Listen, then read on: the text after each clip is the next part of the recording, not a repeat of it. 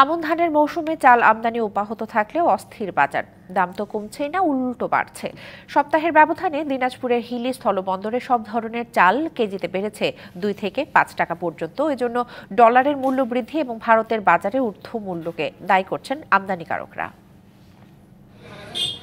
ধান উৎপাদনের অন্যতম জেলা দিনাজপুর। কিছুদিন আগেই আমন মৌসুম শেষ হওয়ায় কৃষকের গোলায় ধানের কমতি নেই, বাজারেও সরবরাহ ভালো।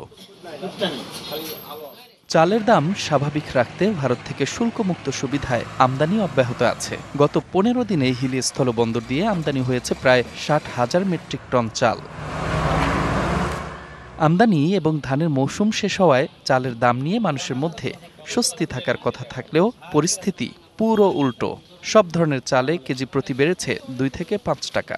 গুটি চাল বিক্রি হচ্ছে 49 থেকে 50, সন্না 5টা বিক্রি হচ্ছে 52 টাকা, 52 টাকা 4 আনা 8 আনা, মোটাটা বিক্রি হচ্ছে মার্কেটে 50-52। Double million offer Walton fridge কিনে পেতে পারেন 20 লক্ষ টাকা, রয়েছে কোটি কোটি টাকার নিশ্চিত উপহার। আর চিকনটা বিক্রি হচ্ছে 54-55, মিনিকেট 70-75-80।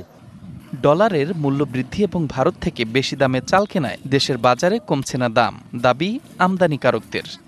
ডলারের দাম বৃদ্ধি পাওয়ার কারণে এবং ইন্ডিয়াতে চালের বাজার বেড়ে যাওয়ার কারণে চালের আসলে মূল্যটা কিছুটা বৃদ্ধি পেয়েছে। বন্দর সংশ্লিষ্টরা বলছেন, বাজারে পর্যাপ্ত ধান থাকায় চাল খালাস করতে কিছুটা অনীহা আছে আমদানিকারকদের।